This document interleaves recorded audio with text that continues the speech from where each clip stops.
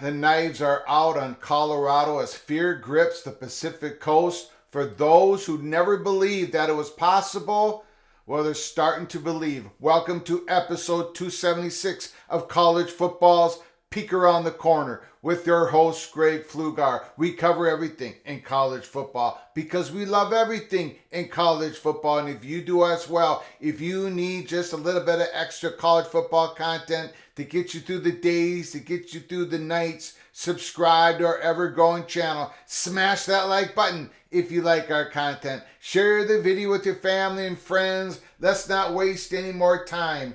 Jon Wilner of the Mercury News.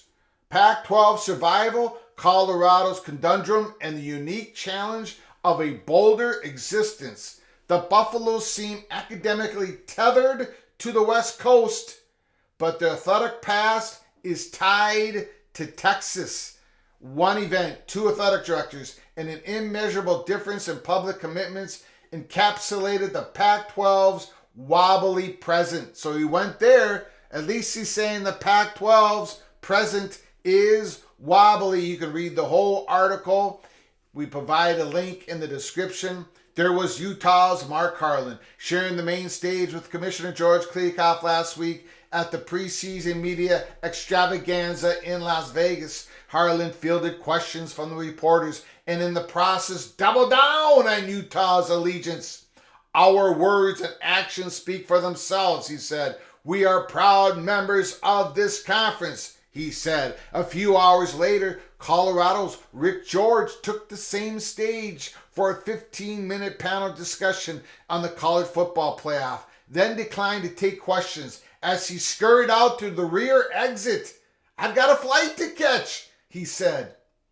Utah and Colorado joined the Pac-12 on the same day, July 1st, 2011. By all accounts, the Utes are committed to the future in the conference despite the protracted media rights negotiations and have frustrated fans and campus officials alike. But Colorado's status isn't as clear in the public sphere, with speculation swirling that the university could depart for the Big 12 as early as this week. Jon Wilner went there once again, a move that some believe would trigger an exodus and just the complete decimate of the century-old league.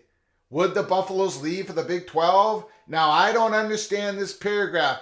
Put down in the comments section, explain it to me. Would the Buffaloes leave for the Big 12 even if the annual broadcast revenue from ESPN and Fox, $31.7 million per year, is comparable to what they stand to earn in the Pac-12? I don't understand this paragraph. I don't get it.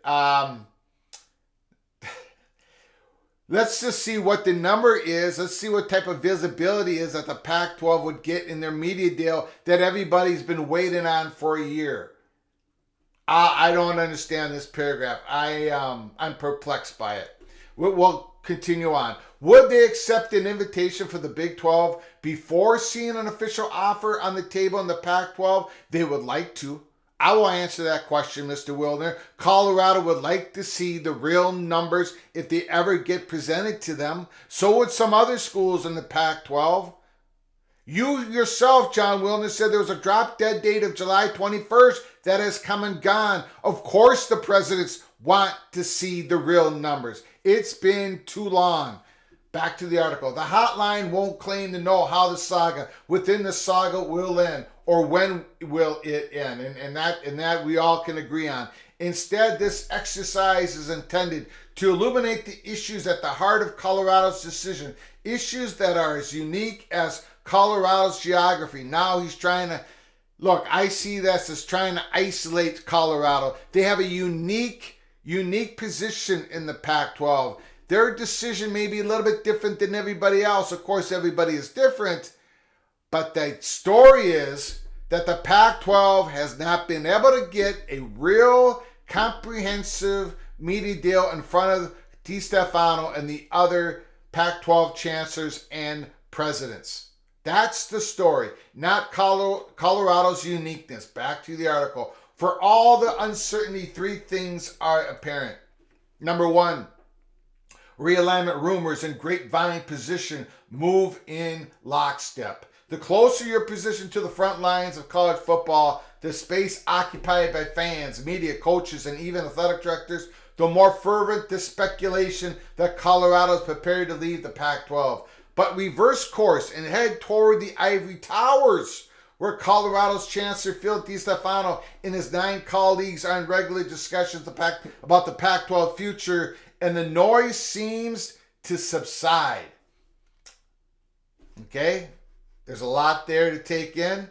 Number 2, Colorado's situation is as complex as the map is simple. The campus is not located on the West Coast or fixed in the Pacific time zone, even for half the year. In fact, it's 200 miles closer to Dallas than Los Angeles. The school was in the Big 8, Big 12 for 62 years and has been a member of the Pac-12 for just 12.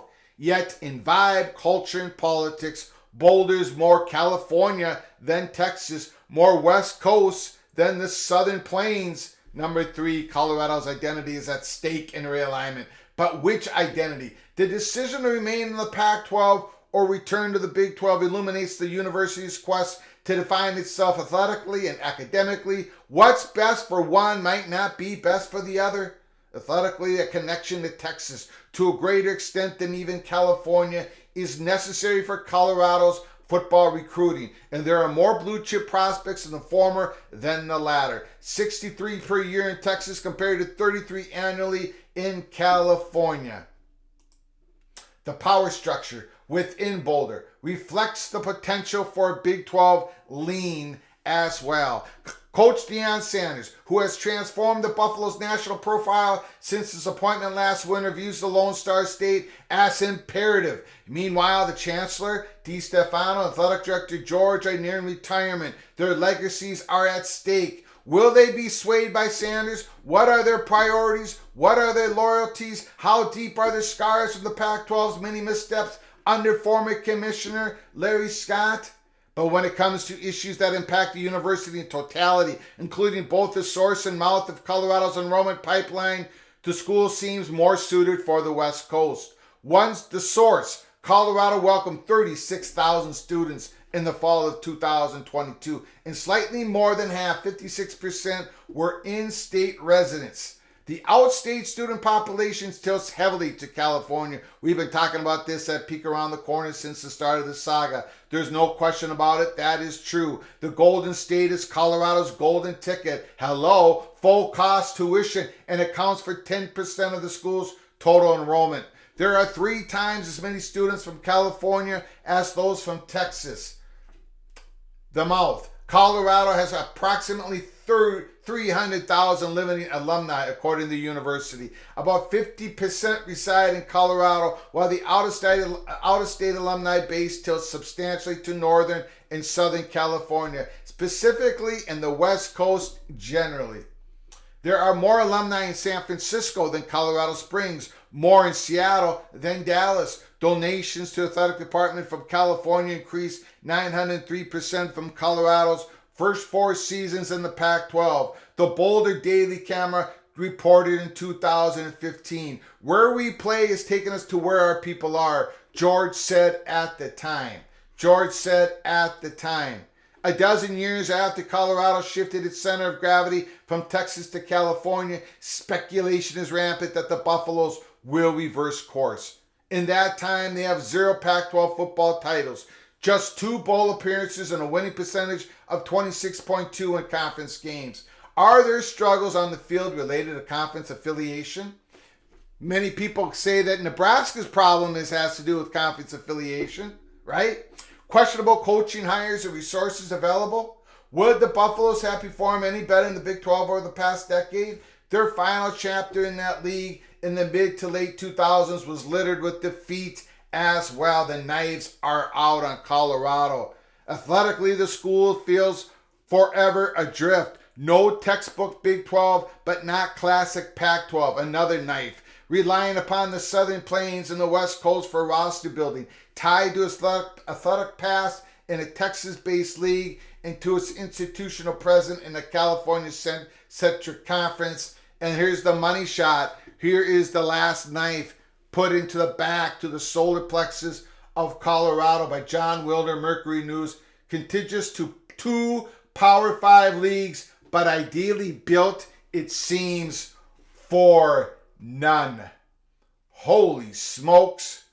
Built for none? Is that what we're talking? That's how we're talking about Colorado now? The fear in the Pac-12 is not so much that Colorado leaves. Is that Colorado, when they leave, will diminish the value of the Pac-12 overall by a little bit more, and then another school will follow Colorado to the Big 12, which could potentially lead to another school going to the Big 12, which could potentially leave a 4th school going to the Big 12. That is the fear. And they've heard it now. Finally, they have woken up to the seriousness of Colorado potentially leaving for the Big 12. The meetings have been real. The meetings with the Big 12 have been real. The donor meetings that they've had twice in the month of May, the last week, those were real. We told no lies here at Peek Around the Corner. We gave you the accurate, real-time information to you all. What was going down? Colorado has been at the center of the stage at the PAC Theater, Holy Smokes Theater, for months. And they're on the cusp of making their decision. George Kliakoff, you better bring some real numbers. You have to pull the old rabbit out of the hat. But right now, as we sit here, Wednesday, July 26th, the knives have come out. This is not the only article from yesterday that coming out of the West Coast. The knives have come out, stabbing Colorado in the back. What does that mean? Do they feel it as well? Are they getting the same information that we've been getting for months? Are they finally waking up to the strong possibility of Colorado leaving the Pac-12? Let me know in the comments section below the video. Hang with us here at Peek Around the Corner as we continue to follow this long saga, but very important saga, the Pac-12, trying to get a media deal, trying to keep their 10 schools together. Will they be able to do it? We haven't thought so since February 24th, but stick with us. We'll see what happens. Until next time, from all of us at PATC to all of you, please, you all take great care of each other. Thank you so very much.